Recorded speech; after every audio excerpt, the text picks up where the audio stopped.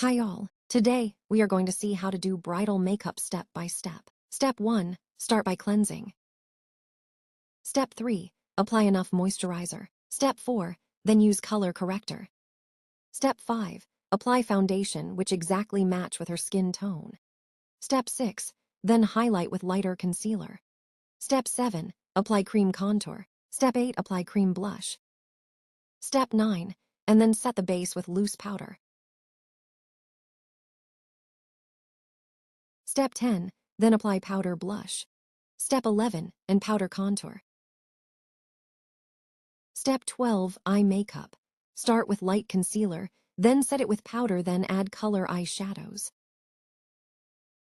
Use liner and fill it with lipstick. Then correct the brows and fill it. Hope you all liked it. Comment if you have any doubts. Please subscribe and support for more learning videos. Thank you.